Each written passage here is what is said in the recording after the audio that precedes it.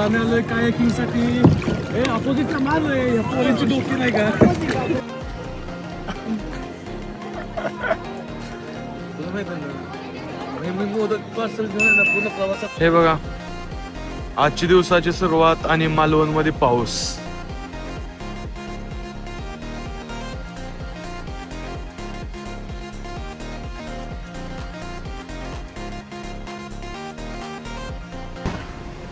तर मित्रांनो, शुभ सकाळ. तुम्ही आज बघू शकता, आज आपल्या मालवणचा ट्रिपचा दुसरा दिवस आहे.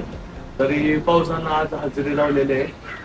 तर पूर्ण समुद्र खवळलेला दिसतोय आपल्याला आणि मालवण मध्ये पाऊस दाखल झालेला आहे.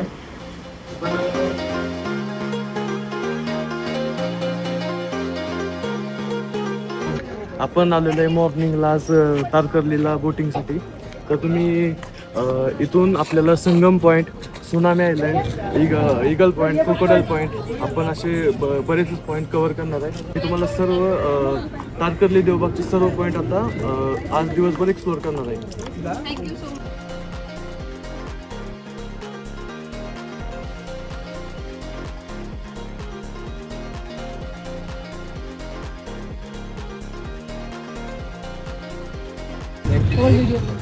खाडी आहे, कारण खारं पाणी असल्यामुळे आम्ही खाडी म्हणतो.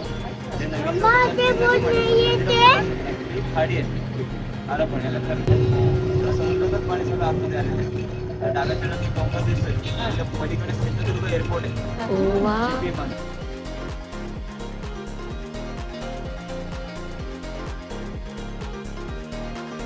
आपण आता ना कर्ली नदीच्या खाडीमध्ये आपलं बोटीचा प्रवास चाललाय संगमाकडे. पुढे ना खाडी आणि समुद्राचा एक अप्रतिम संगम बघायला भेटतो. आणि या साईडला पूर्ण हॉटेल्स आहेत.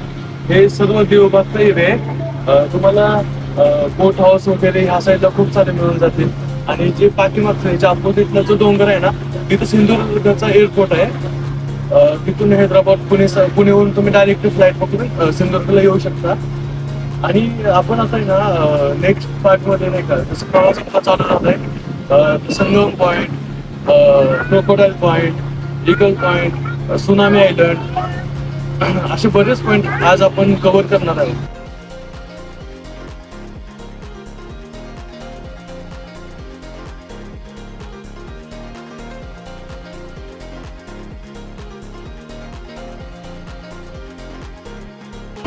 आपण याचा जो हा पॉइंट आहे ना, झालेला आहे इथे समुद्र आणि हे कर्ली नदीचं एक संगम झालेलं आहे. त्याला संगम पॉईंट म्हटलं जातं.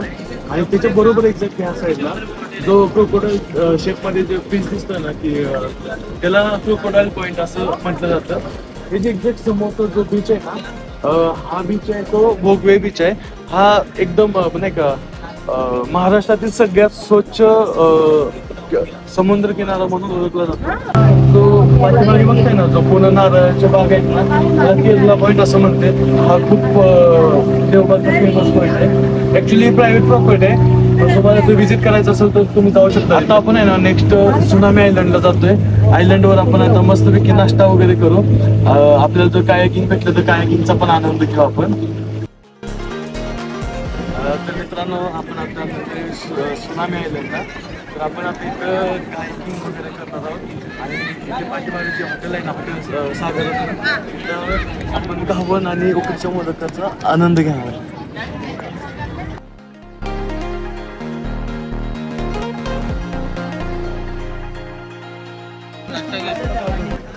तो भाई साहब खाने में क्या है?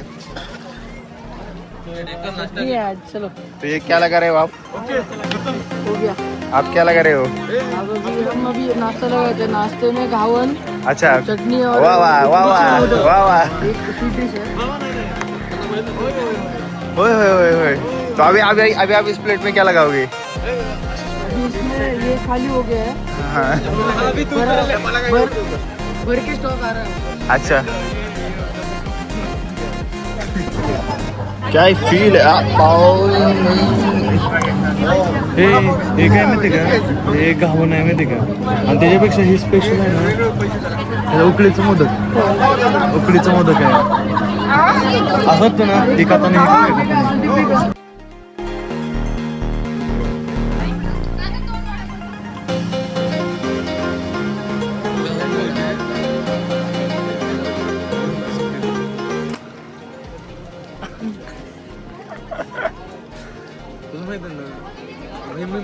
पार्सल घेऊन आहे ना पूर्ण प्रवासात खाईन असं कसे दाखवून खाईन.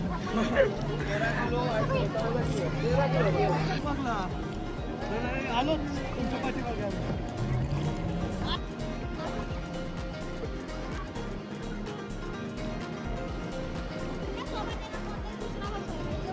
Hi guys. तर आम्ही आलोय कायाकिंग साठी. अपोजिटला मारलोय ह्या पोरींची डोकी नाही का? मी याची पार्टनर आहे. काय नाही लेफ्टला पण लिकडं ऐकलं होत्या बाय वुमन्स. आमच्या लाईकला बोलते बघितलं. आमच्या ब्लॉगला लाईक करा, शेअर करा, सबस्क्राईब करा. आणि सकर्फ राईस आणि घंटी वाजवा. अरे तू घंटी वाजवणं विसरू नका. या बघ या.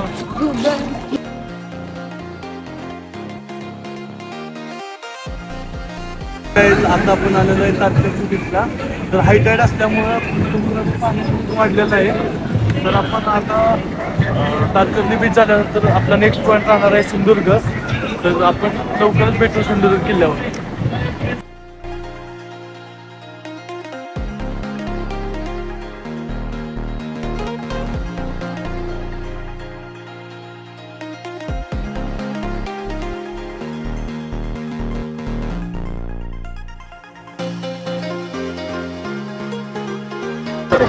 नमस्कार मंडळी, आज आपण चाललेलो आहे सिंधुदुर्ग किल्ल्यावरती.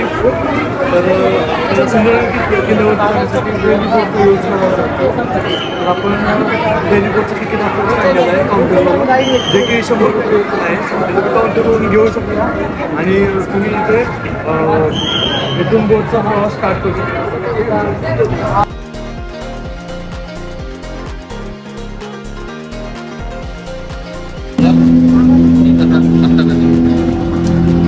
तर आपण आता बोटीमध्ये बसलेलो आहे.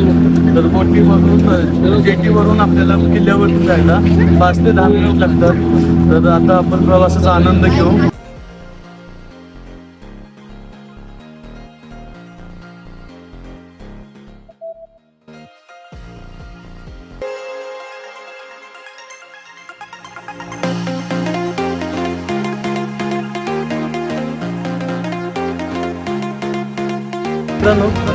किल्ल्याच्या प्रवेशद्वारातून किल्ल्याच्या आतमध्ये जात आहे.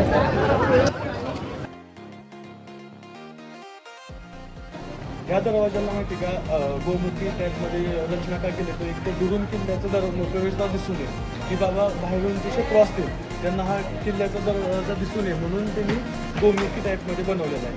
आणि हे किल्ल्याच्या वरती जे झरोके दिसतात ना त्याच्यामधून नाही का जर बाहेरचे शत्रू जर आतमध्ये इथं आले तर तिथून आहे ना गरम तेल दगड वगैरे असं बाण वगैरे मारायसाठी ते झरोके बनवलेले आहेत.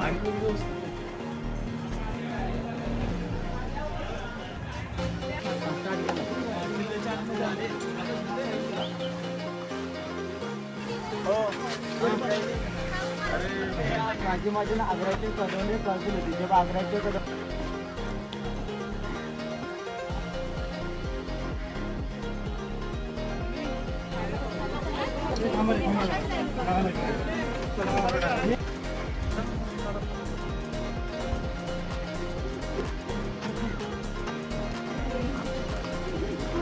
हे बघ ना